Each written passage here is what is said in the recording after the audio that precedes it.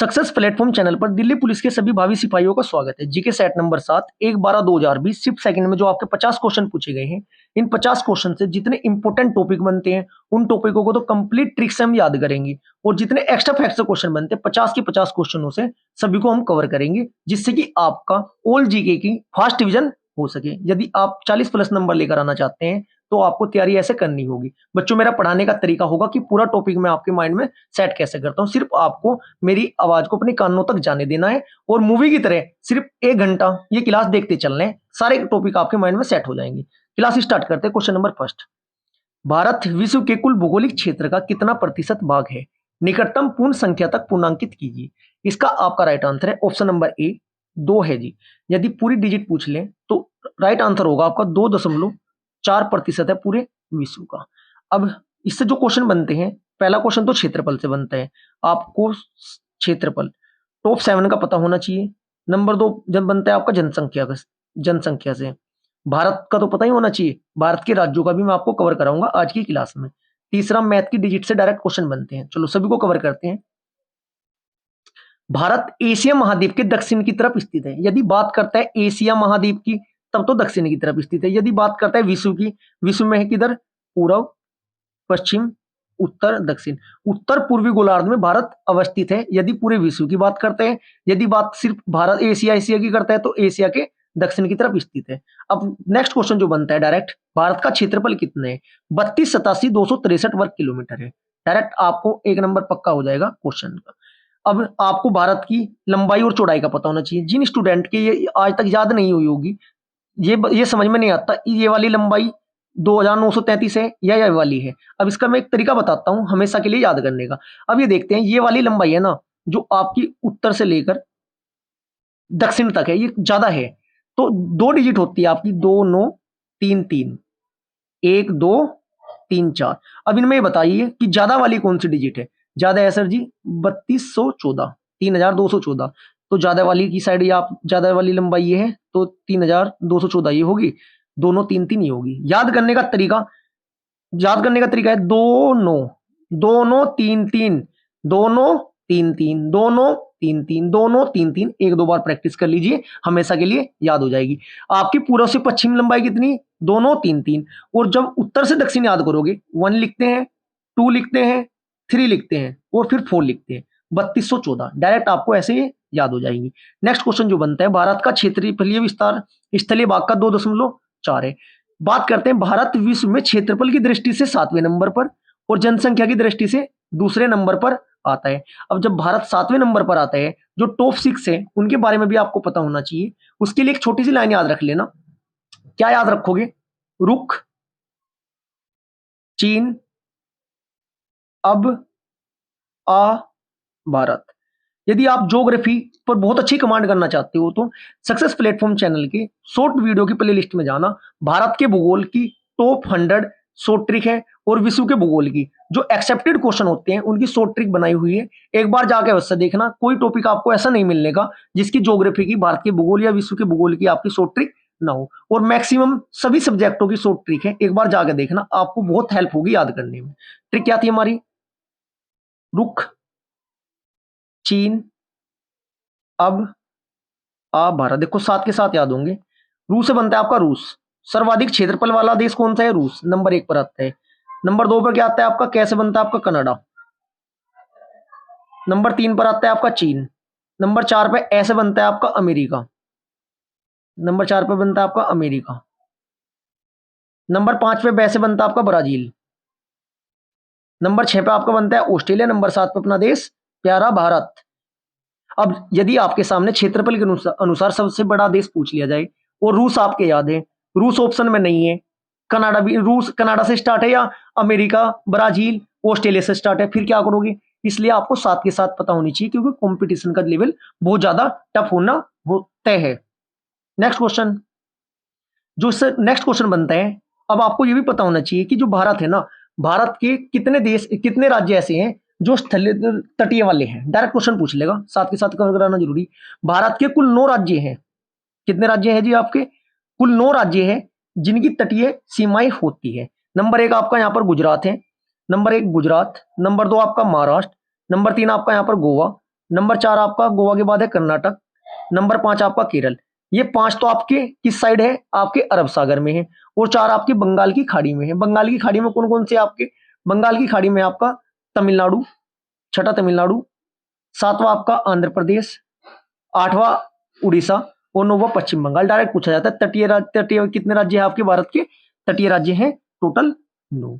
ठीक है, भारत की जो सीमा है सर्वाधिक ज्यादा किस देश के साथ टच होती है, वो आपकी बांग्लादेश के साथ सर्वाधिक होती है। किस देश के साथ सबसे ज्यादा टच होती है, बांग्लादेश के साथ, और सबसे कम होती है आपकी अफगानिस्तान के साथ। ये भी आपको पता होना जरूरी है। जितने भी क्वेश्चन आएंगे सभी के सभी मैं ऐसे एक्स्ट्रा फैक्ट के साथ आपको कवर कराऊंगा। यदि आपके याद है तो आपका फास्ट डिवीजन होगा, यदि आपके याद नहीं है तो आपको याद हो जाएगा। एक क्वेश्चन यहाँ से अक्षांश देशांतर का बनता है कि भारत का अक्षांश व देशांतरीय विस्तार कितना है, वो भी मैं आपको साथ के साथ बता देता हूं। भारत का जो विस्तार है आपका 8 डिग्री 4 मिनट उत्तरी अक्षांश से लेकर 37 डिग्री 6 मिनट 37 डिग्री 6 मिनट उत्तरी अक्षांश है। और जो देशांतरीय विस्तार है वो कितना है आपका 678 से लेकर 9725। अब अक्षांश और देशांतर में डाउट क्या होता है स्टूडेंट को, मैं आपको बता देता हूं। अब सभी स्टूडेंट देखना, ए ऐसे बनता है, अक्षांश ऐसे बनता है, एल तो लिखा जाता है, ये वाली रेखा जितनी भी होगी आपकी, ये वाली ग्लोबल पे ये सारी अक्षांश होगी। ठीक है जी, देशांतर, दे में ये देशांतर दे से बनता है ये वाली, और जितनी वाली ये रेखा होगी आपकी, ये सारी कौन सी होगी, देशांतर रेखाएं होंगी। अब जिस साइड आप जा रहे हो, यदि आप ऊपरली साइड जा रहे हो तो अक्षांश पर जा रहे हो, यहां से ऊपर चलना स्टार्ट करोगे तो हमेशा बोलोगे अक्षांशीय विस्तार। यदि आप इस साइड जा रहे हो, पूर्व की साइड, तब क्या बोलते हैं, देशांतरीय विस्तार। इतना भी आपको पता होना जरूरी है। नेक्स्ट क्वेश्चन, क्वेश्चन नंबर 2 2020-21 के बजट में संपत्ति और पूंजी लेन देन पर प्राप्त करों के लिए बजट का अनुमान कितना था। क्वेश्चन नंबर 2 का राइट आंसर है ऑप्शन नंबर ए, उस टाइम का ये 1300 करोड़ था। कुछ स्टूडेंट के कमेंट आए थे कि सर कवर कराना, जो आपकी करंट अफेयर आएगी ना उसे है ना 2023-24 के साथ कवर कराया करो। ठीक है, और मैं स्टार्ट कर दी है वो भी। अब बजट उस टाइम 2020-21 का था, इसलिए जो हम याद करेंगे बजट के क्वेश्चन वो करेंगे हम 23 के और 24 के। चलो, इंपोर्टेंट क्वेश्चन बनते हैं बजट से, लगभग मान के चलना 4 से 5 क्वेश्चन, 6 भी क्वेश्चन आने के चांस पूरे हैं, 4 तो फिक्स है जी हर शिफ्ट में। अब आपको पता होना चाहिए वित्त मंत्री कौन है, हमारी निर्मला सीतारमण ने 1 फरवरी 2023 को बजट का पेश किया जाता है, 1 फरवरी को किया जाता है 2023 को, अपना 5वां, कमवे नंबर का 5वां। डायरेक्ट क्वेश्चन पूछा जाएगा, आसान से क्वेश्चन पूछे जाएंगे, क्योंकि काफी सारी शिफ्टों में पेपर होगा, क्वेश्चन इतने ज्यादा कहां से आएंगे बजट से। अब आपको ये देखना है कि आपकी तैयारी कैसी होती है और आप कितना ज्यादा कवर करते हो। वित्त मंत्री हमारी कौन है, निर्मला सीतारमण। बजट का पेश होता है आपका 1 फरवरी को 2023 को हुआ था। कौन से नंबर का किया इन्होंने इस बार, 5वें नंबर का अपना बजट पेश किया है। बजट 2022-23-24 पेश किया है। कुल डिजिट पूछी जाएगी डायरेक्ट, कुल 45.3 लाख करोड़ का बजट पेश किया है। याद रखना 45.3 लाख का बजट पेश किया है 2023-24। किसने किया है आपका, ये वित्त मंत्री निर्मला सीतारमण ने। पिछले बजट से, ये क्वेश्चन तो फिक्स है जी, इसे तो आप है ना स्क्रीनशॉट ले लो उसका क्वेश्चन का। डायरेक्ट पूछेगा कि जो बजट है ना 23-24 का, पिछले बजट से कितने प्रतिशत अधिक है। देखने में तो बहुत ज्यादा टफ क्वेश्चन है, यदि आपने याद नहीं किया, अब देखो कितना आसान लगेगा। 10 बार पूछ ले कोई आपसे, डायरेक्ट आंसर बताओगे। कितना अधिक है, पिछले बजट से 7.5% अधिक है। यह अमृत काल का पहला बजट है। नाम पूछा जा सकता है कि 2023-24 में जो आपका बजट पेश किया गया है उसको क्या नाम दिया गया है। उसको नाम दिया गया है आपका, यह है अमृतकाल। क्या नाम दिया गया है, अमृतकाल। अब इसमें अमृतकाल के लिए एक विजन है। विजन क्या है, सशक्त और समावेशी अर्थव्यवस्था, युवा वर्ग पर विशेष जोर देते हुए नागरिकों के लिए अवसर, रोजगार सर्जन में वृद्धि, मजबूत और स्थित वृहत आर्थिक वातावरण। ये भी आपका अमृतकाल का क्वेश्चन डायरेक्ट ऑप्शन में दे सकता है कि इनमें से कौन सा अमृतकाल के विजन में शामिल है और कौन से आपके शामिल नहीं है। एक क्वेश्चन तो फिक्स यहां से आएगा ही आएगा इस वाले पॉइंट से। ये पॉइंट देखना, इंपोर्टेंट पॉइंट है। बजट 2023-24 की 7 प्राथमिकताएं है। इन 7 प्राथमिकताओं को क्या कहा गया है, सप्तऋषि। डायरेक्ट पूछ लेगा कि 2023-24 में जो 7 प्राथमिकताएं हैं उनको क्या नाम दिया गया है, सप्तऋषि, सप्त ऐप या सब कुछ भी, मतलब 4 ऑप्शन देगा। ठीक है जी, आपको याद रखना है सप्तऋषि। अब में 7 प्राथमिकताएं हैं उनको भी देखते हैं। नंबर 1 समावेशी विकास, नंबर 2 आखिरी व्यक्ति तक पहुंच, नंबर 3 अवसंरचना और निवेश, नंबर 4 क्षमता का विकास, नंबर 5 हरित विकास, नंबर 6 युवा शक्ति, नंबर 7 वित्तीय क्षेत्र। अब जो नेक्स्ट क्वेश्चन बनते हैं, जैसे जैसे आपके क्वेश्चन आते जाएंगे मैं आपको कवर कराता जाऊंगा कि यदि एक क्वेश्चन में ज्यादा डिटेल कवर करा दी क्लास बहुत ज्यादा लंबी हो जाएगी, क्योंकि आप सभी को पता होगा मैं आपकी दिल्ली पुलिस कांस्टेबल की 5 क्लास ले रहा हूं पर डे। सुबह 7 बजे आपकी जीके की क्लास आती है, करंट अफेयर के साथ, अभी करंट अफेयर की स्टार्ट नहीं है। नंबर 2 9 बजे आपकी कंप्यूटर की क्लास आती है। नंबर 3 आपकी 11 बजे रीजनिंग की ऑप्शन काटना, 25 में से 25 नंबर आएंगे जिन स्टूडेंट ने वो अच्छी तरीके से उनकी प्रैक्टिस कर ली। नंबर 4 जो आपकी क्लास आती है 1 बजे आती है, वो मैथ की आती है। 15/15 का टारगेट हमारा है, डायरेक्ट विदाउट फॉर्मूला मैं आपको सोल्व करा रहा हूँ। और शाम के टाइम लगभग 5 साढ़े 5 बजे एक क्लास स्टार्ट की है संपूर्ण निचोड़ के नाम से। पर डे अलग अलग सब्जेक्ट की 25 क्वेश्चन की ट्रिक वाली एक्स्ट्रा फैक्ट वाली क्लास मैं आपको पर डे दे रहा हूं। अब 5 क्लास मैं आपको इतनी अच्छी तरीके से दे रहा हूं, यदि आप इन्हें कंप्लीट देखते जाओगे आपको एक हफ्ते के अंदर अपनी तैयारी में बहुत ज्यादा इंप्रूवमेंट महसूस होगा। बताने की आवश्यकता मुझे आपको नहीं है। क्वेश्चन नंबर 3, चापचर कूट त्योहार निम्नलिखित में से किस राज्य में मनाया जाता है? इसका राइट आंसर है option number c, option number b, Mizoram में आपका मनाया जाता है। चापचर कूट मिजोरम में ना मिजोरम के मिजो लोगों द्वारा मनाया जाता है और यह है ना बसंत का उत्सव है। अब ये देखो टीसीएस कंपनी का पेटेंट, जो अभी तक क्वेश्चन पूछे गए थे बसंत का उत्सव जो पतंग उत्सव है उसके क्वेश्चन पूछे गए थे, अहमदाबाद वाला पूछा गया था, उत्तर वाला पूछा गया था। अब बसंत वाला ही क्वेश्चन पूछ लिया कहाँ का आपका, आपसे मिजोरम। इसका मतलब टीसीएस का पैटर्न क्या है, टॉपिक वही रहेगा, क्वेश्चन चेंज हो जाएंगे, इसलिए आपको टॉपिक वाइज कवर करना बहुत जरूरी है। बसंत उत्सव था ये यहाँ पे ना 3 त्योहारों में से एक है जो कृषि चक्र के विभिन्न विभिन्न चरणों पर मनाए जाते हैं। जो 2 अन्य त्योहार है मिजोरम के इंपोर्टेंट, जैसे आपको चापचर तो पता चल गया, अब मिजोरम के 2 अन्य त्योहार भी पूछे जा सकते हैं आपसे। अन्य जो 2 त्योहार है, एक तो है आपका मीमकूट और एक दूसरा जो त्योहार है आपका वो है पावलकूट। ये 3 त्योहार इंपोर्टेंट है कहाँ के, आपके मिजोरम के। नेक्स्ट क्वेश्चन, क्वेश्चन नंबर 4, कुल क्षेत्रफल की दृष्टि से भारत का सबसे छोटा केंद्र शासित प्रदेश कौन सा है? क्वेश्चन नंबर 4 का राइट आंसर हो जाएगा आपका लक्षद्वीप। याद कैसे करोगे, इसका लक्ष्य है, क्या लक्ष्य है कि ज्यादा बढ़ोतरी करनी है, ज्यादा इंप्रूवमेंट करना है अपने अंदर, ज्यादा जनसंख्या बढ़ने नहीं देनी, कम जनसंख्या भी है यहाँ की, ठीक है, ऐसे याद कर लेना। इसका लक्ष्य है क्षेत्रफल कम ही रखना है। अब इससे जो डायरेक्ट क्वेश्चन बनेंगे वो मैं आपको कवर करा देता हूँ। जो क्वेश्चन आपके बनते हैं साथ के साथ कवर करेंगे।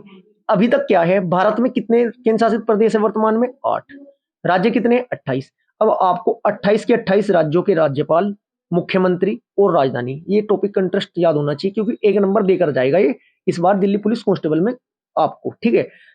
8 केंद्र शासित प्रदेश में लद्दाख, जम्मू कश्मीर, पांडुचेरी, लक्षद्वीप, दिल्ली, चंडीगढ़, दादरा एवं नागर हवेली और दमन द्वीप, ये तो अभी मर्ज किए, ठीक है, अंडमान व निकोबार द्वीप समूह। इन 8 के 8 की आपको राजधानी का भी पता होना चाहिए क्योंकि डायरेक्ट क्वेश्चन इनसे पूछ लेते हैं। अब ये पैटर्न तो है नहीं कि उत्तर प्रदेश की राजधानी क्या है या महाराष्ट्र की राजधानी क्या है आपसे, क्योंकि इन्हीं में बच्चों को डाउट होता है, इन्हीं से आपकी पूछी जाती है।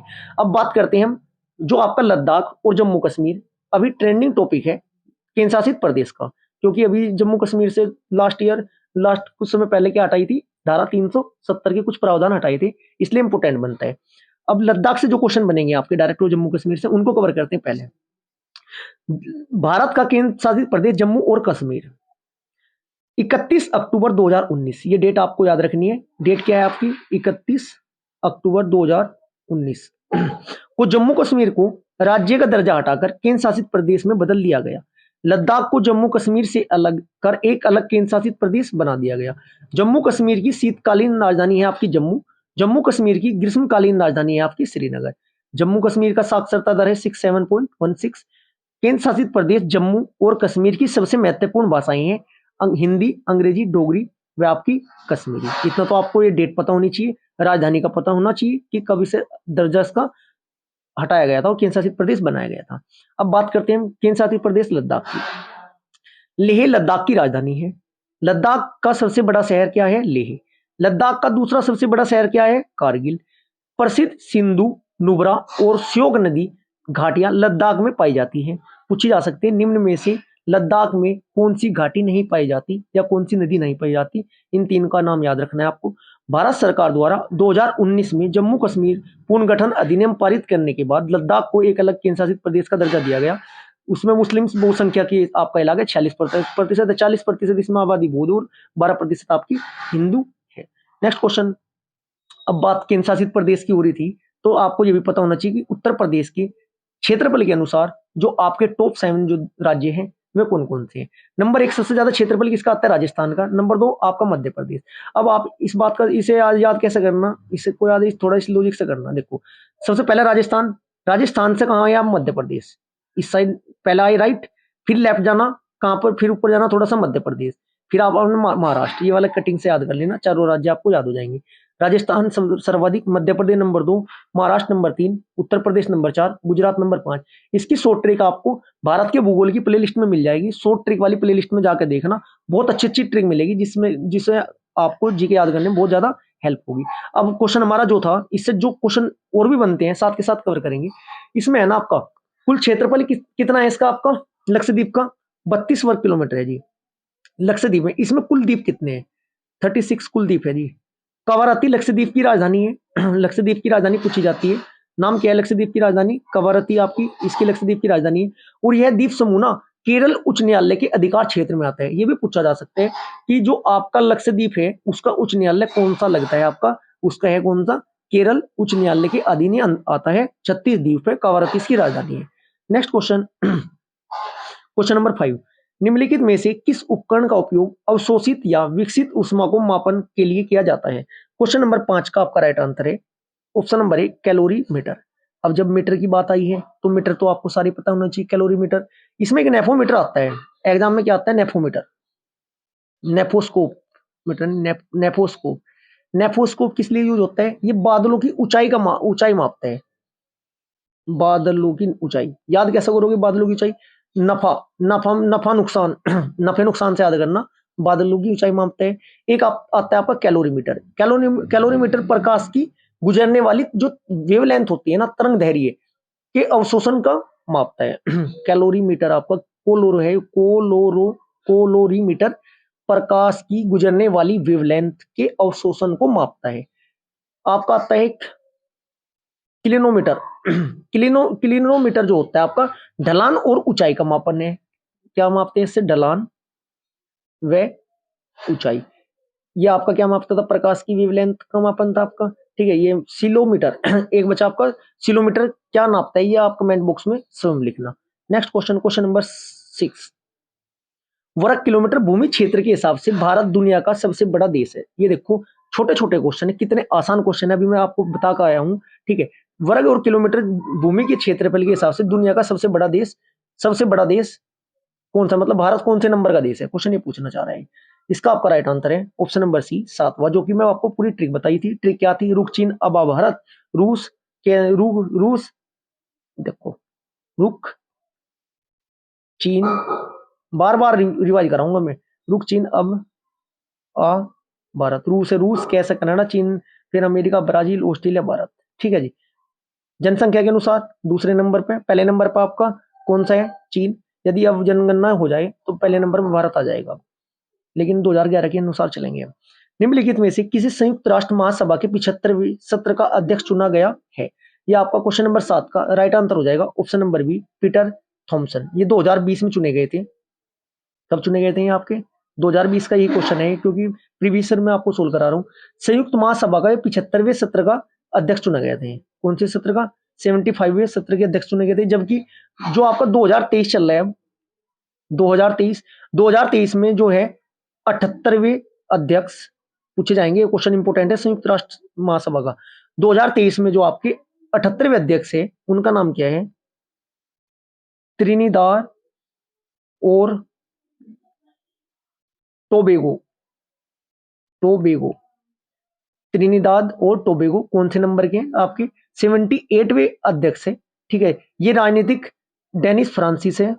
और जो क्वेश्चन बनते हैं इसमें, संयुक्त राष्ट्र महासभा जो आपकी संयुक्त राष्ट्र के 6 अंग में से एक है, जो संयुक्त राष्ट्र के 6 अंग है ना, उसमें से एक महासभा भी आपकी है। संयुक्त राष्ट्र के संघ जो आपका विविध मस्कुलर्स प्लेलिस्ट होगी, उसमें जाकर आपको ये सभी टॉपिक मिलेंगे। एक बार जाकर जरूर देखना, आपके याद हो जाएंगे। इसका गठन कब हुआ था, डेट पूछी जाती है, 1945 में गठन हुआ था। नेक्स्ट क्वेश्चन, क्वेश्चन नंबर 8, 1192 ईस्वी में तराइन के द्वितीय युद्ध में पृथ्वीराज चौहान ने निम्नलिखित में से किसने पराजित किया था? पृथ्वीराज चौहान को निम्न में से किसने पराजित किया था? दो युद्ध हुए थे जी, एक तो तराइन का प्रथम युद्ध हुआ था, एक आपका तराइन का द्वितीय युद्ध हुआ था। तराइन का द्वितीय युद्ध 1192 में हुआ था और तराइन का प्रथम युद्ध कब हुआ था? 1191 में हुआ था। एक साथ के साथ 93 में भी हुआ था आपका, उसे चंदावर का युद्ध बोला गया था। तीन युद्ध है, कौन कौन से आपके देखो। 1191 प्रथम है जी, 1192 द्वितीय है जी, 1193 चंदावर का है जी, चंदावर का। अब क्या होता है, जो पृथ्वीराज चौहान और मोहम्मद गोरी के मध्य हुआ था, पृथ्वीराज चौहान और मोहम्मद गोरी के मध्य हुआ था, इसका आपका राइट आंसर हो जाएगा ऑप्शन नंबर ए, मोहम्मद गोरी। पृथ्वीराज चौहान को निम्नलिखित में से किसने पराजित किया था? होता क्या है, पहले में तो पृथ्वीराज जीत जाता है, पहले युद्ध में पृथ्वीराज जीत जाते हैं, और दूसरे युद्ध में क्या होता है, पृथ्वीराज हार जाता है और मोहम्मद गोरी आपका जीत जाता है। इसे ऐसे याद करना, पहले पृथ्वी ने राज किया, पृथ्वीराज, ठीक है, लेकिन फिर क्या हुआ, मोहम्मद गोरी दोबारा लड़ने के लिए आया, तो फिर दोबारा दूसरे उसमें मोहम्मद गोरी जीत चुका था। ठीक है, तराइन का प्रथम युद्ध 91 में हुआ था आपका, बस इतना ही याद रखना है इसमें आपके। तराइन के तृतीय, एक तराइन का तृतीय युद्ध भी, तराइन का तृतीय युद्ध भी आता है, लेकिन इतना सभी स्टूडेंट ने पढ़ा नहीं होगा। तराइन के तृतीय युद्ध के बारे में बहुत कम स्टूडेंट को जानकारी होगी। ये आपका 1215-16 में हुआ था तराइन का तृतीय युद्ध, जो कि इल्तुतमिश, जो कि आपका इल्तुतमिश, इल्तुतमिश ने, नाम था यलदोज, क्या नाम था, यलदोज कुबाचा, कुबाचा का तो नाम सभी ने सुना होगा, यलदोज कुबाचा को पराजित किया था। इससे क्वेश्चन से इतनी जानकारी आपके लिए सफिशिएंट है। तीन युद्ध, तीनों की date. Next question, question number 9, important है जी ये। भारतीय संविधान के निम्नलिखित में से किस अनुच्छेदों में से कौन सा राष्ट्रीय अनुसूचित जाति आयोग से संबंधित आपका है? क्वेश्चन नंबर 9 का आपका राइट आंसर हो जाएगा आर्टिकल नंबर 338, अनुच्छेद नंबर 338। राष्ट्रीय अनुसूचित जाति आयोग को शॉर्ट में क्या बोलते हैं आपका? एनसीएससी, एनसीएससी एक संवैधानिक निकाय है, पूछा जा सकता है संवैधानिक निकाय है या नहीं है, आपका संवैधानिक निकाय है। अब मैं आपको बता देना चाहता हूं संवैधानिक निकाय कौन से होते हैं, जिन निकाय, जिन विभागों का, जिन डिपार्टमेंट का आपका संविधान में वर्णन हो, उसे संवैधानिक निकाय बोला जाता है। डायरेक्ट क्वेश्चन पूछा जा सकता है, निम्न में से कौन सा असंवैधानिक निकाय है? उसमें आपके सामने ऑप्शन में मिलेंगे, आपके सामने सर्वोच्च न्यायालय, चुनाव आयोग, अनुसूचित जाति जनजाति आयोग, नीति आयोग। नीति आयोग का कहीं आर्टिकल नहीं है, तो वो आपका असंवैधानिक निकाय हो जाएगा। अब इससे जो डायरेक्ट क्वेश्चन बनते हैं, सिर्फ इतना याद रखना है आपको, जो ये है ना, भारत के अनुसूचित जाति एससी के हितों की रक्षा के लिए काम करते हैं, जिसका प्रावधान संविधान के आर्टिकल नंबर 338 में किया गया है। नेक्स्ट क्वेश्चन, क्वेश्चन नंबर 10, निम्नलिखित में से कौन सा भारतीय संविधान की 7वीं अनुसूची में राज्य सूची में शामिल मामला है? क्वेश्चन नंबर 10, अब आपको ये पता होना चाहिए भारतीय संविधान में अनुसूची कितनी है? 12। पहले अनुसूची कितनी थी संविधान के प्रारंभ में? 8 थी। 9वीं, 10वीं, 11वीं और 12वीं कब जोड़ी गई? किस संविधान संशोधन के तहत जोड़ी गई? डायरेक्ट क्वेश्चन एग्जाम में पूछा जाता है, इसका आपको पता होना जरूरी है। अब मैं आपको इसका आंसर बता देता हूँ, फिर ट्रिक से पूरी की पूरी 12 की 12 अनुसूची एक बार रिवाइज करा देता हूँ आपको। क्वेश्चन नंबर 10 का आपका राइट आंसर हो जाएगा ऑप्शन नंबर सी, बाजार और मेले।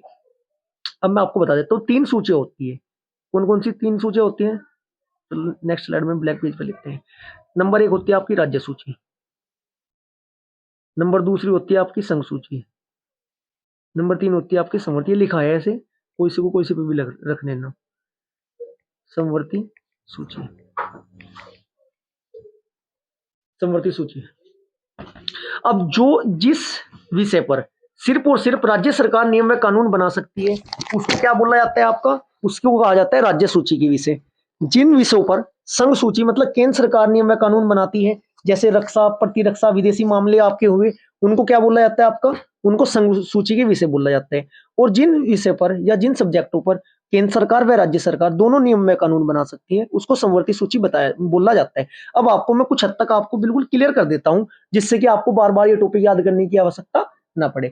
अब देखो, जैसे हमारा विदेशी मामले हैं कि मान लिया रूस है या चीन के साथ कोई युद्ध की स्थिति पैदा हो रही है, चीन के साथ या पाकिस्तान के साथ, तो डिसीजन किसके हाथ में रहेगा? डिसीजन रहेगा आपका केंद्र सरकार की। चलो 12 की 12 अनुसूची को एक लाइन से याद करते हैं। कैसे याद करेंगे आप? एक लाइन याद रखनी है आपको, सर सर राजभवन पे पद की शपथ देखो एक लाइन तो याद करनी ही होगी यदि आप एक नंबर अपना हर एग्जाम में पक्का का चाहते हो। सर राजभवन पे पद की शपथ लेने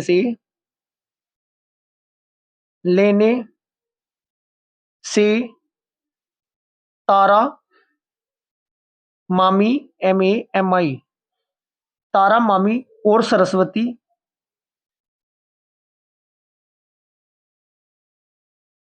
के भाषण से बदल गया। अब देखो मैं आपको कोडिंग करवाता हूं कि बदल गया पंचनगर। पंचनगर एक ऐसी संविधान के 22 भाग की अनुसूची की अंतरिम सरकार की सभी वीडियो आपकी प्लेलिस्ट में जाकर देखना वीडियो वाली में, ठीक है, आपको मिल जाएगी। संविधान की अलग है और एक बार यदि आप 5 मिनट की वीडियो देख लोगे तो आपको कंप्लीट याद हो जाएगा, क्योंकि उस पर तो मैंने खुद बोर्ड पर खड़े होकर पढ़ाया है, बहुत अच्छी तरीके से आपको समझ में आएगा। अब याद करते हैं। सबसे पहले सर है। सर से क्या बनता है आपका? प्रथम अनुसूची में भारत के 28 राज्य और 8 केंद्र शासित प्रदेशों के बारे में। सर से आपका संशासित, रे से आपका राज्य पहली अनुसूची में। नंबर दूसरी में आपका भय से भत्ते, वह से वेतन और पैते पेंशन। दूसरी अनुसूची में क्या लिखा हुआ है कि आपके भारत की राज्य व्यवस्था में विभिन्न पदाधिकारियों के वेतन, भत्ते और पेंशन का उल्लेख दूसरी अनुसूची में। आपका पे पद तक यहां तक आ जाएगी दूसरी। तीसरी अनुसूची में शपथ। शपथ बोले तो लैंग्वेज थोड़ी चेंज होगी, मैं आपको शपथ तीसरी बताता हूं जिससे कि आपका एक नंबर पक्का हो जाए। देखो इतना तो सभी में कॉमन सेंस है कि शपथ किसकी बात कर रहे हैं। इसमें क्या होता है आपका तीसरी अनुसूची में? इसमें केंद्रीय मंत्रियों, सांसद, राष्ट्रपति, न्यायाधीश, संवैधानिक पदों पर आसीन अधिकारियों द्वारा पद ग्रहण जब की जाती है, मतलब पद ग्रहण के समय ली जाने वाली शपथ का वर्णन है। इसमें 2 पद ऐसे हैं जिन पर शपथ का वर्णन इसकी दूसरी अनुसूची में नहीं है। एक आपके राष्ट्रपति, एक आपके उपराष्ट्रपति, जिनका शपथ का वर्णन डायरेक्ट आर्टिकल में। जिन स्टूडेंट को राष्ट्रपति और उपराष्ट्रपति किस आर्टिकल के तहत शपथ लेते हैं, कमेंट बॉक्स में इसका आप आंसर दें। 3 हमारे याद हो चुकी है। चौथे नंबर की है से बनता है आपका सीटें। कौन सी सीटें? राज्यसभा सीटें। TAR तारा मामी, TAR से बनता है आपका त्रिपुरा, ए से आपका असम, मे से आपका मेघालय, मी से आपका मिजोरम। इन 4 राज्यों के क्षेत्रीय प्रशासन के बारे में कौन सी अनुसूची नंबर में है आपका?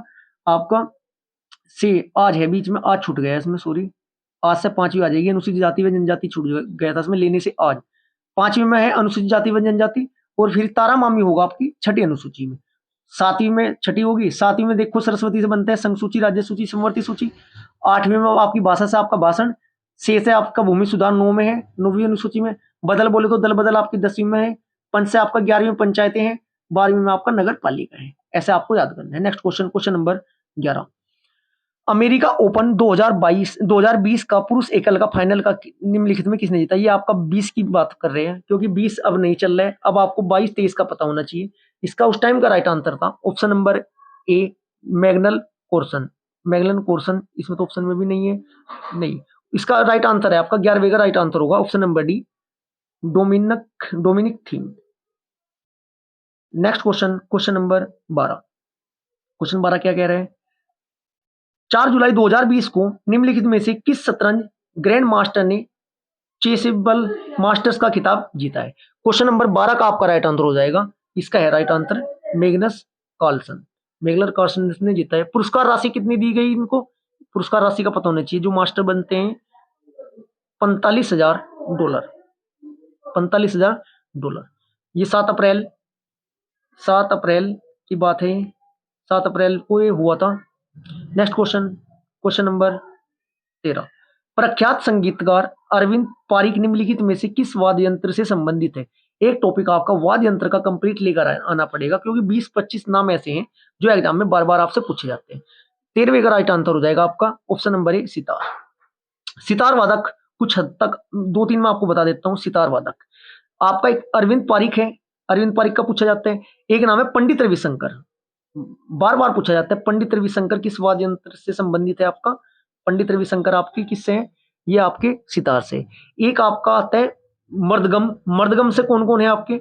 मर्दगम से आपका है, एक तो है पालधार रघु और सतीश कुमार, ठीक है। सरोद से कौन है? सरोद मतलब गुस्से नहीं, ट्रिक है याद करने की। सरोद गुस्से में कौन रहता है? उस्ताद जी गुस्से में रहते हैं, और अमजद अली खां गुस्से में रहते हैं। इसका मतलब उस्ताद अलाउद्दीन खां और अमजद अली किससे संबंधित है? आपका सरोद से संबंधित है। नेक्स्ट क्वेश्चन नंबर 14, निम्नलिखित में से कौन सा नियमों के माध्यम से राज्य लोक सेवा आयोग के सदस्यों की संख्या और सेवाओं की शर्तों का निर्धारण कर सकता है? क्वेश्चन नंबर 14 का आपका राइट आंसर हो जाएगा ऑप्शन नंबर सी, राज्यपाल कर सकता है। जब बात करते हैं किसकी, राज्य लोक सेवा आयोग की, तब राज्यपाल को अथॉरिटी है। यदि केंद्र सरकार की लोक सेवा आयोग की बात करेंगे तब राष्ट्रपति आपका आंसर होगा। राज्यपाल जी को वहां की केंद्र सरकार की अथॉरिटी आपकी नहीं है। क्वेश्चन नंबर 14 में क्या होता है, भारतीय संविधान के आर्टिकल नंबर 153 के तहत राज्यपाल किस आर्टिकल के तहत आता है? आर्टिकल 153 के तहत राज्य के लिए ना एक राज्यपाल का प्रावधान है। एक व्यक्ति दो या दो से अधिक राज्यों का भी राज्यपाल नियुक्त किया जा सकता है, जबकि उसे सैलरी एक ही राज्यपाल की दी जाएगी। ऐसा नहीं कि दो स्टेट का, 3 स्टेट के राज्यपाल बने हुए 3 राज्यों की दी जाएगी। अब ये तो बात केंद्र सरकार, राज्य सरकार की है। यदि हम केंद्र की बात करते हैं, भारतीय संविधान के अनुसार आर्टिकल नंबर 315 के तहत 153 और 315, देखो डिजिट वही है, लगभग 1 भी है, 5 भी है, 3 भी है, ठीक है, के तहत संघ लोक सेवा आयोग में ना आयोग का गठन का प्रावधान है। 316 में क्या होता है, अध्यक्ष और उनके सदस्यों की नियुक्ति का प्रावधान है। नेक्स्ट क्वेश्चन नंबर 15, गोटी पुआ लोक नृत्य शैली निम्नलिखित में से किस राज्य से संबंधित है?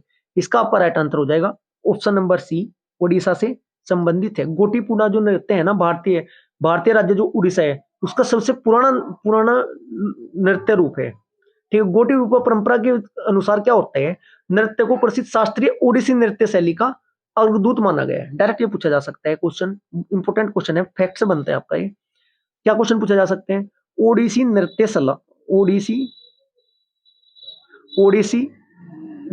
शैली का अग्रदूत किस नृत्य को आपका माना जाता है? उसका नाम है आपका गोटीपुआ लोक नृत्य। नेक्स्ट क्वेश्चन नंबर 16, समुद्री उत्पाद निर्यात विकास प्राधिकरण की स्थापना किस वर्ष हुई थी? क्वेश्चन नंबर 16 का आपका राइट आंसर है ऑप्शन नंबर ए, 1972। नेक्स्ट क्वेश्चन नंबर 17, निम्नलिखित प्रसिद्ध चित्रकारों पेंटर्स में से किसने भारत में 20वीं शताब्दी में सबसे बेहतरीन भवनों में बेल्जियम दूतावास के वास्तुकार के रूप में काम किया है? क्वेश्चन नंबर आपका 17 का राइट आंसर हो जाएगा सतीश गुजराल ने किया है ये आपका काम। नेक्स्ट क्वेश्चन नंबर 18, निम्नलिखित में से किस राजा ने एक चांदी का सिक्का जारी किया था जिसे 16वीं शताब्दी में रुपया कहा गया था? क्वेश्चन नंबर 18 का आपका राइट आंसर हो जाएगा शेरशाह सूरी का मकबरा कहां पर है आपका? सासाराम।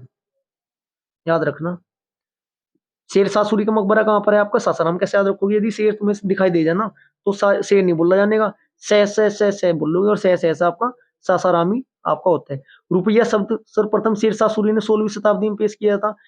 इसका है ना ग्रेन पूछ लेते हैं, वजन ग्रेन कितना था? 178 ग्रेन का था ये, 178 ग्रेन का था जी।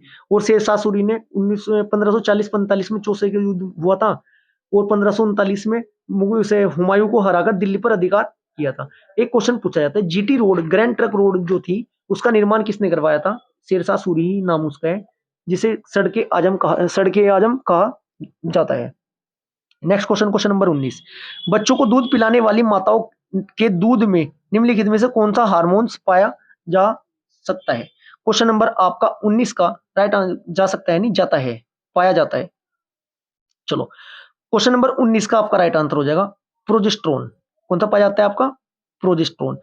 एक होता है आपका इंपोर्टेंट हार्मोन है, ये देखो, एक होता है एस्ट्रोजन, जिसे जानकारी वो समझ गए होंगे, एस्ट्रोजन, और दूसरा होगा आपका प्रोजेस्टेरोन। ये आपके है ना, ये आपके एस्टेरॉइड हार्मोन होते हैं, एस्टेरॉइड हार्मोन होते हैं जो स्तनधारी प्रजनन को विनियमित करने के लिए बहुत ज्यादा भूमिका निभाते हैं। एस्ट्रोजन जो हार्मोन्स होते हैं वो मासिक धर्म चक्र को नियंत्रित करता है, जबकि प्रोजेस्टेरोन जो आपका होता है वो स्तन ग्रंथियों के विकास को उत्तेजित करता है। नेक्स्ट क्वेश्चन नंबर 20, निम्नलिखित में से किस तंतु या फाइबर को कृत्रिम रेशम भी कहा जाता है? क्वेश्चन नंबर 20 का आपका राइट आंसर हो जाएगा रेयन। किसे कहा जाता है? रेयन। ये रेशा है ना सीधा ऊन, कपास, पटसन उनसे प्राप्त किया जाता है। नेक्स्ट क्वेश्चन नंबर 21, दिसंबर 2021 में निम्नलिखित में से किसी क्रिकेट ऑस्ट्रेलिया के दशक का एक दिवसीय टीम के कप्तान के रूप में चुना गया? क्वेश्चन नंबर 21 का आपका राइट आंसर हो जाएगा, बात 19 की थी, MS धोनी थी उस टाइम, अब तो बहुत पुराना क्वेश्चन हो चुका है। क्वेश्चन नंबर 22, भारत की आकस्मिकता निधि का संरक्षक कौन होता है? क्वेश्चन नंबर 22 का आपका राइट आंसर हो जाएगा कौन होते हैं इसके? राष्ट्रपति। अब आपको ये पता होना चाहिए कितनी निधियां हैं, ये 3 है टोटल। कितनी है? 3। एक में कितने सदस्य होते हैं? 22। 22 में कैसे कैसे 15 और 7, एक में आपके डायरेक्ट 30 सदस्य होते हैं। ठीक है। भारतीय संविधान के अनुच्छेद नंबर 267, आर्टिकल नंबर कौन सा है आपका? 267 के अनुसार संसद को ना एक निधि स्थापित करने की शक्ति दी गई है। इस निधि को ना भारत की आकस्मिक निधि कहा जाता है। यह एक ऐसी निधि है जिसमें संसद द्वारा पारित कानूनों द्वारा समय समय पर धन जमा किया जाता है।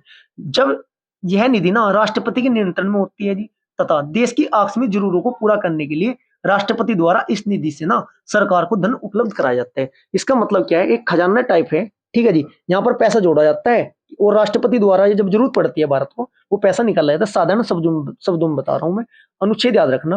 पूछा जा सकता है भारत की आकस्मिक निधि का कौन से अनुच्छेद के तहत? 267। Next question 23। भारत में हर साल राष्ट्रीय खेल दिवस कब मनाया जाता है? अब दिवस की बात आई है, मैं आपको लगभग 10 इंपोर्टेंट दिवस याद कराऊंगा जो कि आगामी एग्जाम के लिए मोस्ट इंपोर्टेंट है। इसका 23 का आपका राइट आंसर हो जाएगा ऑप्शन नंबर डी, 29 अगस्त। 29 अगस्त। अब ऐसे याद करना, देखो खेलने गए थे कौन कौन? दोनों, आप और आपका दोस्त दोनों गश्त पर गए थे खेलने, गश्त। ऐसा याद करना। देखो बहुत बेहतरीन ट्रिक से याद कराऊंगा, अभी 7-8 कराने जा रहा हूं मैं आपको, इसे समझो दोबारा। खेलने गए थे, खेलने कौन गए थे जी? खेलने मैं गया था और मेरा दोस्त गया था, दोनों गए थे। ऐसे ही तो बोला जाता है, दोनों। दोनों बोले तो दोनों, और गश्त पर ही तो गए थे खेलने। गश्त, गश्त मतलब राउंड पर। ठीक है जी। चलो अब दिवस याद करते हैं इंपोर्टेंट। अब आपको सबसे पहले पता होना चाहिए 4 जनवरी। 4 जनवरी को कौन सा दिवस मनाया जाता है? मैं आपको पहले जनवरी के 4-5 इंपोर्टेंट याद करा देता हूं। जनवरी के 4 जनवरी को मनाया जाता है आपका विश्व ब्रेल दिवस। ब्रेल दिवस। अब ब्रेल दिवस में ब्रेल लिपि होती है, ब्रेल लिपि में कितने पॉइंट होते हैं? 6 पॉइंट होते हैं जिनसे उनको पता चलता है पढ़ने का। 9 जनवरी को फिर मनाया जाता है आपका प्रवासी भारतीय दिवस। प्रवासी भारतीय दिवस 9 जनवरी को। इसके बाद विश्व हिंदी दिवस मनाया जाता है आपका 10 जनवरी को। 10 जनवरी को कौन सा दिवस मनाया जाता है आपका? विश्व हिंदी दिवस। विश्व वाला है जी ये। कौन से वाला है आपका? विश्व वाला हिंदी दिवस कब मनाया जाता है आपका? ये मनाया जाता है 10 जनवरी को। और जबकि जो हिंदी दिवस साधारण होता है जो हम मनाते हैं, वो 14 सितंबर को मनाया जाता है भारत वाला। इतना आपको याद रखना है, कभी विश्व वाला आ जाए 14 सितंबर ऑप्शन में आप गलत लगा दो। इसके बाद आपको याद रखना है 12 जनवरी को मनाया जाता है आपका, 12 जनवरी को विश्व राष्ट्रीय युवा दिवस, सॉरी राष्ट्रीय युवा दिवस कब मनाया जाता है आपका? 12 जनवरी को मनाया जाता है। अब 3 दिवस और बता देना चाहता हूं मैं। एक तो है आपका 15 तारीख को, 15 को। एक आपका होता है, कब होता है? 8 तारीख को। एक आपका होता है 4 तारीख को। ये आपके आर्मी वाले होते हैं सभी। कौन से वाले होते हैं? आपके आर्मी वाले। मैं आपको बता देना चाहता हूं, जो 4 तारीख को है कैसे याद करोगे?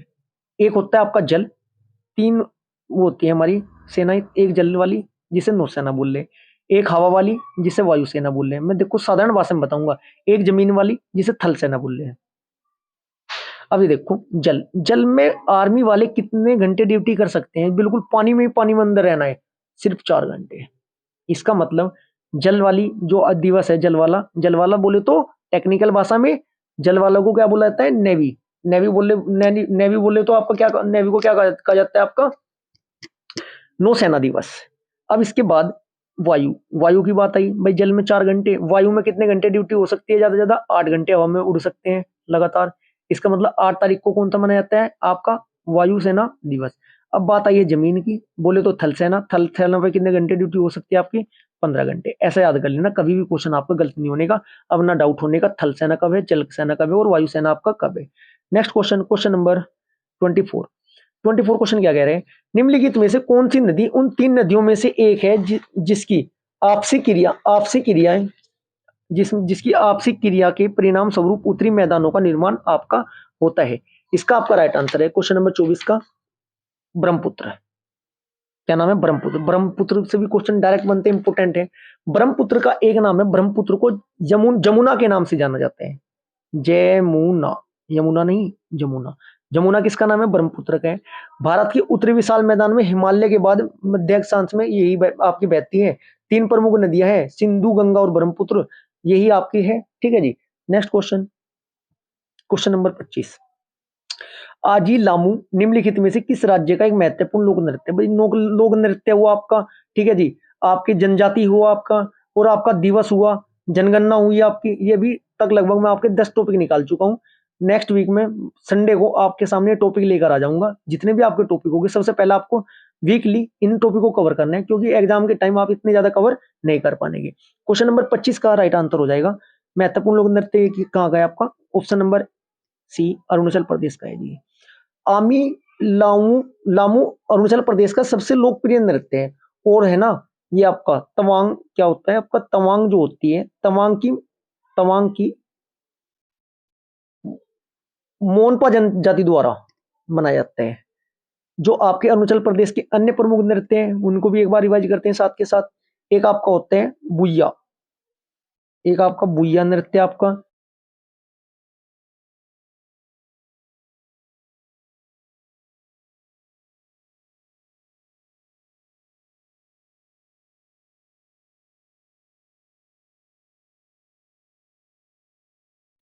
नेक्स्ट क्वेश्चन, क्वेश्चन नंबर 26, वाष्पीकरण की प्रक्रिया के बारे में निम्नलिखित में से कौन सा कथन सही है?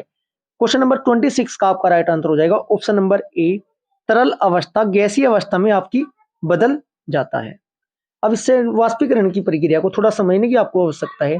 वाष्पीकरण की जो प्रक्रिया होती है जिसमें क्या होता है, तरल अवस्था गैसीय अवस्था में बदल जाती है।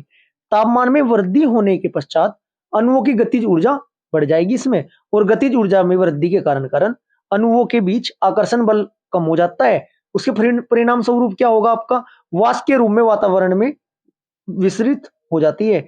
इसके एग्जाम्पल देखना, जैसे कि क्वेश्चन पूछा जा सकते हैं कि कौन कौन से कारक हैं जो प्रभावित करते हैं। कारक देखते हैं, क्वेश्चन बनेगा आपका कारक से तापमान, दोबारा लिख देता हूं, कारक कौन कौन से आपके, तापमान, सतह, क्षेत्र, दबाव और हवा की गति। Next question, question number 27, Bharat सरकार अधिनियम के द्वारा ब्रिटिश खालिस्तान के द्वारा ब्रिटिश भारत के प्रांतों के लिए द्वीप शासन दोहरी सरकार की प्रणाली की शुरुआत की गई थी, कब की गई थी? राइट आंसर हो जाएगा 1919 का आपका अधिनियम है उसके तहत की गई थी।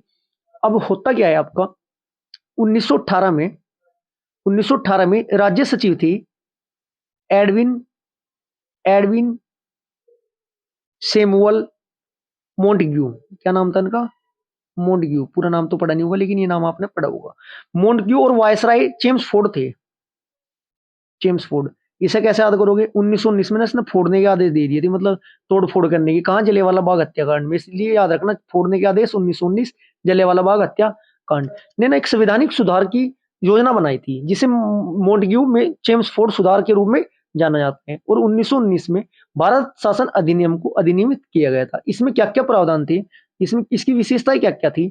केंद्र में द्विसदनात्मक विधायिका की स्थापना थी, केंद्र में द्विसदनात्मक विधायिका की स्थापना, केंद्र में प्रत्यक्ष निर्वाचन व्यवस्था, प्रांतों में द्वैध शासन प्रणाली की शुरुआत, लोक सेवा आयोग का गठन, पहली बार महिलाओं को सीमित मात्रा में मत देने का अधिकार, केंद्रीय बजट को राज्य के बजट से अलग किया गया था। ये 6 प्रावधान थे। नेक्स्ट क्वेश्चन, क्वेश्चन नंबर 28, भारतीय संविधान के निम्नलिखित अनुच्छेदों में से कौन सा अनुच्छेद संसद को जनहित आवश्यकता अनुसार दो राज्यों या भारतीय क्षेत्र के किन्हीं दो भागों के बीच व्यापार, वाणिज्य और व्यापार, देखो एक कोड वर्ड बता देता हूं मैं, व्यापार 13 व्यापार कैसा चल रहा है, भाग नंबर 13 है जी, 13 व्यापार कैसे चल रहा है, खतरा हुआ किसे, भाषा को खतरा बोले तो 17, भाग नंबर 17 में क्या आपकी भाषाएं, ऐसे याद करने। 28 का आपका राइट आंसर हो जाएगा आर्टिकल नंबर 302।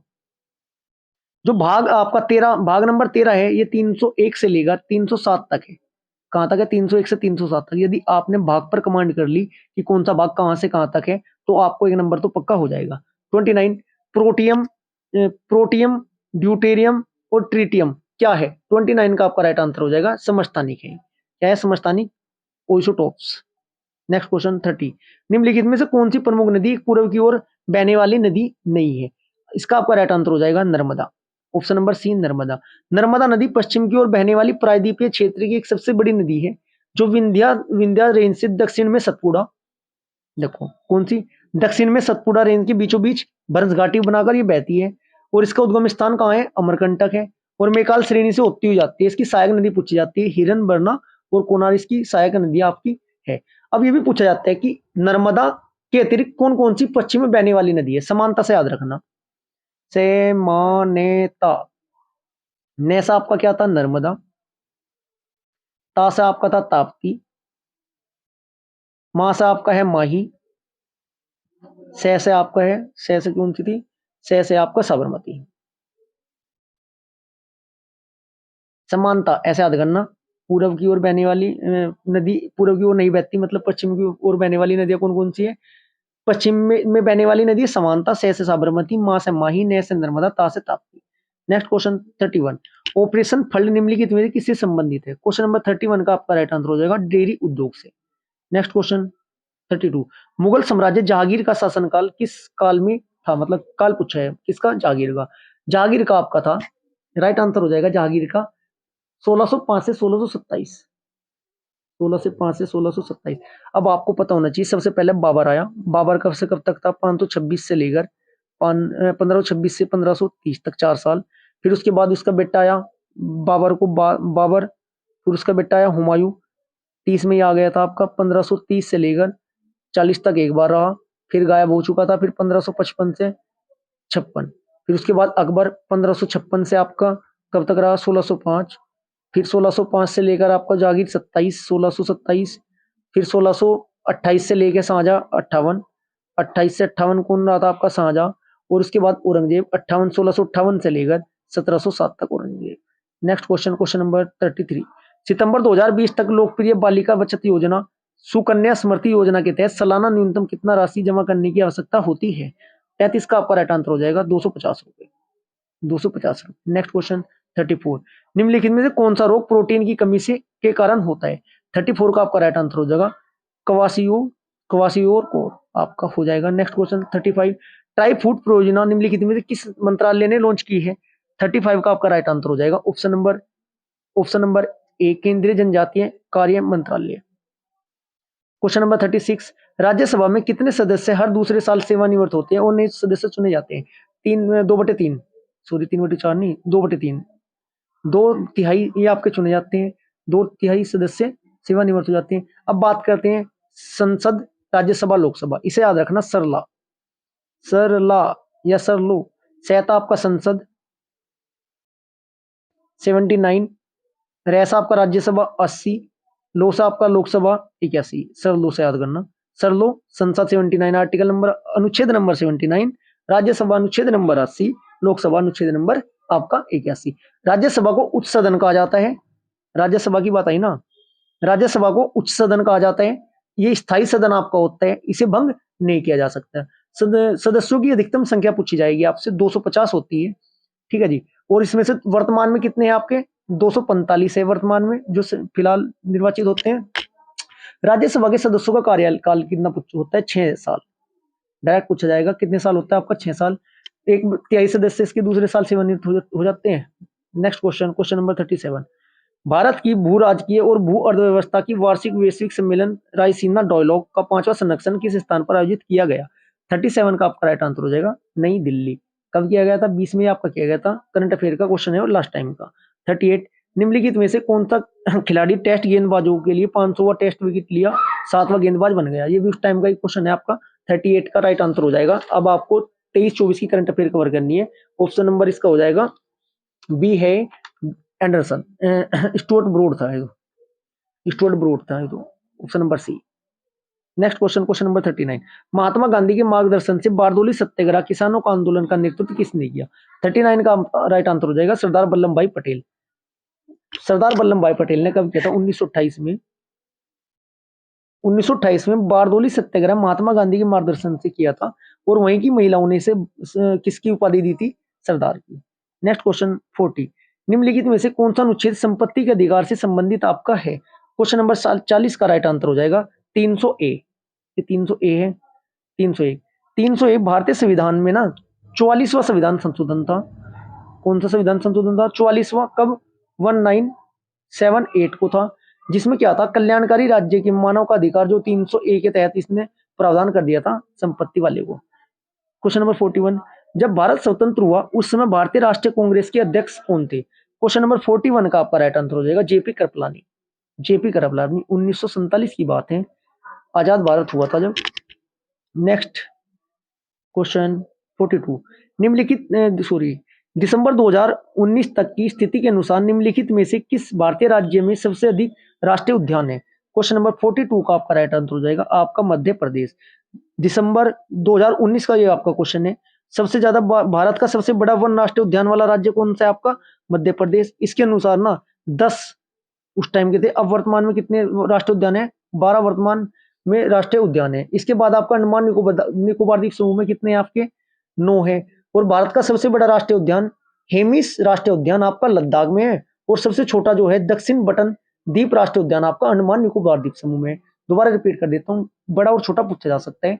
भारत का सबसे बड़ा हेमिस राष्ट्रीय उद्यान आपका लद्दाख में स्थित है, और जबकि सबसे छोटा दक्षिण बटन द्वीप राष्ट्रीय उद्यान आपका अंडमान निकोबार द्वीप समूह में स्थित है।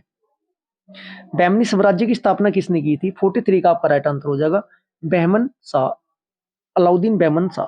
Right answer D. 44, दिसंबर 2019 में निम्नलिखित में से किसी नेशनल एल्यूमिनियम कंपनी लिमिटेड के नए अध्यक्ष के सीएमडी के रूप में नियुक्त किया? 44 का आपका राइट आंसर हो जाएगा श्रीधर पात्रा। ये उस टाइम करंट अफेयर का क्वेश्चन है, इस बार भी करंट अफेयर 15 से 20 नंबर की आएगी, अच्छे से कवर करनी है। क्वेश्चन नंबर 45, निम्नलिखित में से कौन सा हिंदुस्तान रिपब्लिक एसोसिएशन के महत्वपूर्ण सदस्य थे जिन्होंने अपने साथियों के लिए काकोरी ट्रेन डकैती की थी? 45 का आपका राइट आंसर हो जाएगा Ashfaqulla Khan. Ashfaqulla Khan. Next question, question number 46, सालार जंग संग्रहालय निम्नलिखित में से किस शहर में स्थित है? सालार जंग संग्रहालय आपका हैदराबाद में। इस संग्रहालय की स्थापना 1951 में हुई थी। ठीक है, यह भारत की तेलंगाना राज्य की हैदराबाद में मूसी नदी के दक्षिण तट पर आपका स्थित है। प्रत्येक वर्ष 18 मई को, ये डायरेक्ट पूछा जा सकता है, 18 मई को अंतर्राष्ट्रीय संग्रहालय दिवस मनाया जाता है। क्वेश्चन नंबर 47, आधार आधारित लेन देन के लिए आइरिस आइडेंटिफिकेशन की पेशकश करने वाला पहला बैंक निम्नलिखित में से कौन सा बना है? 47 का आपका राइट आंसर है एक्सिस बैंक। क्वेश्चन नंबर 48, निम्नलिखित 2019 दिसंबर 2019 में निम्नलिखित में से किसे भारत का विदेशी सचिव नियुक्त किया गया है? इसका आपका राइट आंसर हो जाएगा हर्षवर्धन श्रृंगला। क्वेश्चन नंबर 49, कानून के क्षेत्र में निम्नलिखित दिग्गजों में से किसे जनवरी 2020 में इंग्लैंड और वेल्स के लिए ब्रिटेन की महारानी के काउंसिल के रूप में नियुक्त किया गया है? 49 का आपका राइट आंसर हो जाएगा हरीश साल्वे। क्वेश्चन 50, सितंबर 2020 तक की स्थिति के अनुसार निम्नलिखित में से कौन सा bank national payments corporation of India का प्रमुख प्रवर्तक बैंक नहीं है? क्वेश्चन नंबर 50 का राइट आंसर हो जाएगा IDFC। यदि क्लास आपको अच्छी लगी है, वीडियो को लाइक करें, शेयर करें और चैनल को सब्सक्राइब करें। Thank you.